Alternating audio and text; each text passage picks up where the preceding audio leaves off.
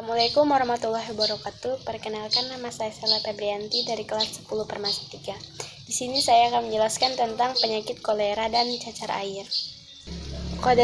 Kolera adalah infeksi bakteri yang disebabkan oleh virus yang bernama Vibrio cholerae. Kolera disebabkan oleh bakteri yang bernama Vibrio cholerae. Virus ini biasanya hidup di perairan, seperti sungai, danau, atau sumur. Sumber penyebaran utamanya itu air dan makanan yang terkontaminasi oleh bakteri kolera.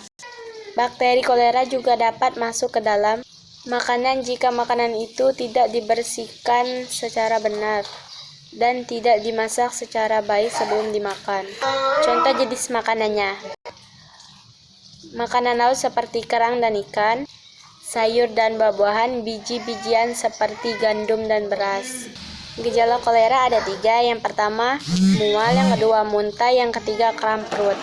Gejala-gejalanya juga ada seperti ini: diare yang tidak kunjung sembuh setelah 24 jam, demam tinggi di atas 39 derajat Celcius, popok bayi tidak basah setelah diganti selama 3-4 jam, tinja berwarna hitam atau mengandung darah, terlihat lemas dan mengantuk, mulut atau lidah kering, pipi, perut, dan mata terlihat cekung.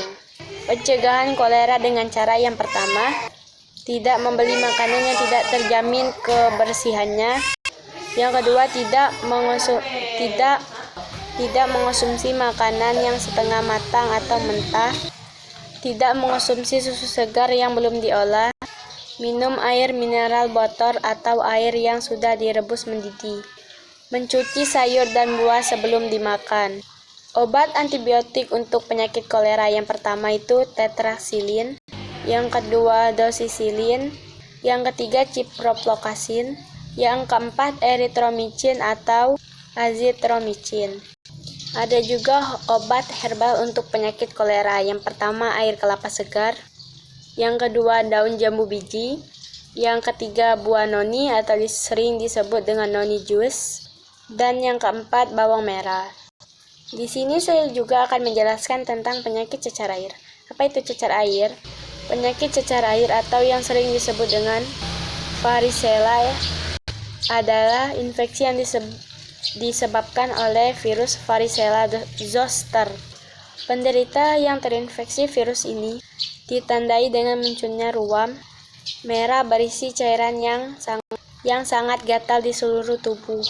Gejala cacar air itu ada 4. Yang pertama demam, yang kedua pusing, yang ketiga lemas, yang keempat sakit tenggorokan. Penyebab dan faktor resiko cacar air. Yang pertama, belum pernah mendapatkan imunisasi cacar air. Yang kedua, belum pernah menerima vaksin cacar air, terutama ibu hamil. Yang ketiga, bekerja di tempat umum seperti rumah sakit dan sekolah.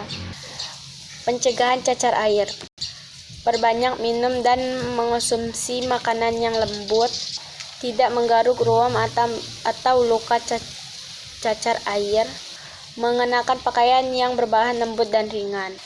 Yang pertama, obat untuk mencegah cacar air yaitu vaksinasi. Pemberian vaksin yang dapat dilakukan sebelum seorang terkena virus varicella zoster. Yang kedua, obat untuk mengurangi keparahan cacar air yaitu vaksin cacar air.